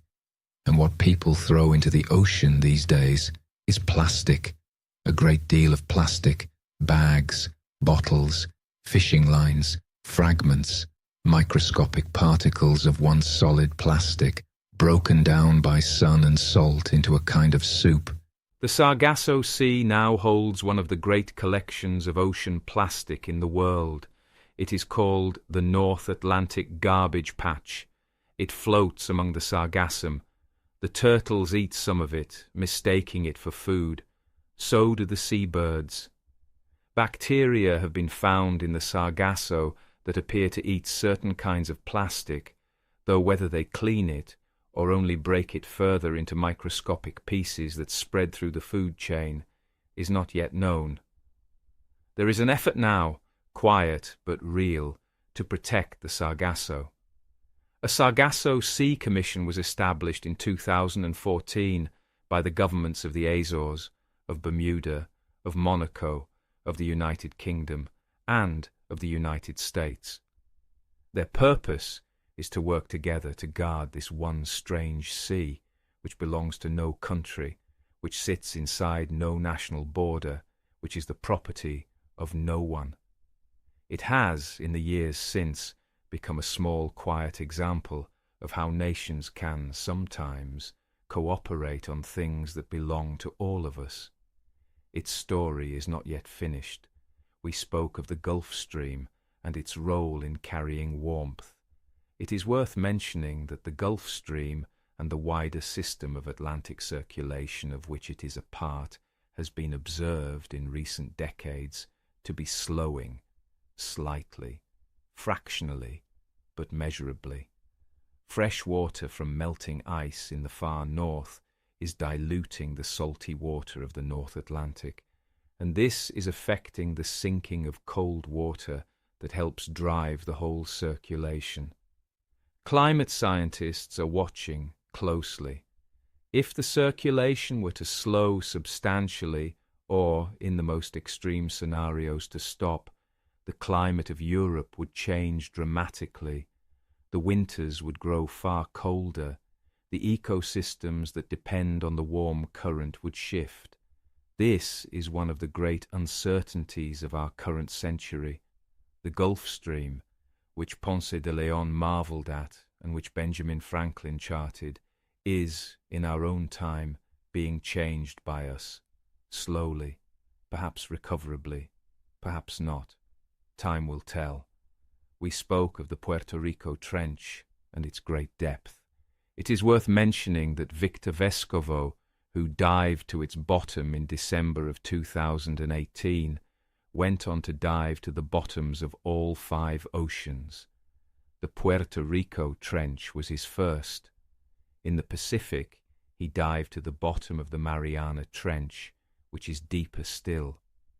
In the Indian Ocean, he dived to the bottom of the Java Trench. In the Southern Ocean, he dived to the bottom of the South Sandwich Trench. In the Arctic Ocean, he dived to the bottom of the Malloy Deep. He was, in a certain sense, following in the footsteps of an older tradition of ocean explorers, going all the way back to William Beebe and Otis Barton, who in 1932, in the Sargasso Sea, made deep dives in a small steel sphere called a bathysphere, and looked out through the porthole and radio broadcast their observations to the surface of creatures no one had ever seen before. The exploration of the deep sea is still going on, still, in our own time, being extended, still finding, at every dive, small pale creatures we had not known were there. We spoke of methane clathrate sleeping in the sea floor, It is worth mentioning that this substance is being studied not only for its role in ocean mysteries, but for its potential future uses. Some governments are exploring whether methane hydrate could be a source of natural gas for energy. If the technology could be developed to extract it safely without disturbing the surrounding sea floor or triggering a wider release of methane into the atmosphere, it could represent one of the largest untapped reserves of fossil fuel on the planet. This is, of course, a complicated question. The methane, if released improperly, would be an enormously powerful greenhouse gas. But the interest is there. The research is ongoing. In some sense, the same substance that once haunted the imagination of Bermuda Triangle writers is now being studied quietly and carefully in laboratories as a possible future resource. That is how it goes with mysteries. They are always changing shape. The thing that was once said to sink ships is now being considered for gas exploration. The thing that was once said to be a curse is now being modelled by climatologists as a slow greenhouse gas cycle. The mysteries move, the science moves, the stories fold themselves gradually into the ordinary shape of the world. Let us come back now, one last time, to the sea. It is very late at this point in our story. The night is deep. The moon has not risen. The stars are very bright above the water. Somewhere, out on the great blue plate of the Atlantic, everything is happening, all at once, that has always happened. The Gulf Stream is running north.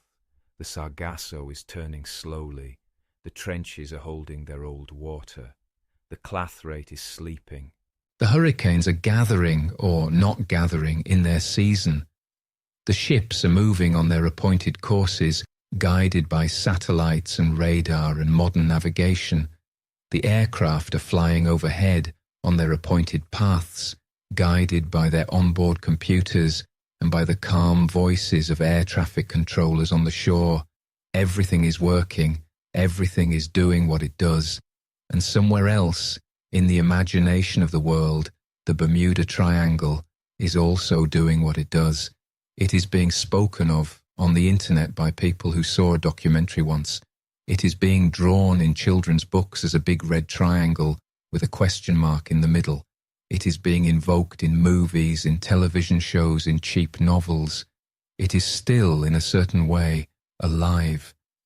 As long as the sea itself is mysterious to us, the triangle will remain a name we can hang the mystery on. As long as some ships still vanish, as they always have and always will, the triangle will collect them. But that mystery, we know now, is not really a mystery about a triangle. It is a mystery about the sea. And the sea's mystery is not a curse. It is only the fact that the sea is very, very old. Older than us. Older than our parents. Older than every ship that has ever been built. Older than every language we have used to name it. It was here before we were, and it will be here after we are gone. And what it takes not because it wants to, but because it does not particularly care. That is not a frightening thing. That is only the truth of what it is to live on a small piece of land at the edge of an enormous ocean, sending small boats and small planes out onto it, and hoping, most of the time, that they come home. Most of the time they do. Almost all of the time they do. When they do not, we mourn, and we look for them, and we do not always find them, and we tell stories about them. And in the telling of the stories, sometimes we make the sea stranger than it is, because it is easier in some ways to believe in a curse than in the plain fact that the ocean is big and the ships are small. Both are true, but the second in the end is enough. Now let us rest. The story is almost done. The waters are quiet. The Sargasso turns. The Gulf Stream runs. The trench holds its old dark water. The methane sleeps. The stars turn overhead. The compass turns and settles. The night is long and calm. Let us hold the whole thing together for a moment, all of it at once. Flight 19, closing up tight in the darkness. The USS Cyclops, going down with 306 men into the March storm. The Marine Sulphur Queen, breaking apart in her weakened middle, dropping into the Straits of Florida. The Star Tiger and the Star Ariel, running out of fuel over the black winter Atlantic. The Cotopaxi, sinking exactly where she said she was sinking and lying quietly there for 95 years before we found her.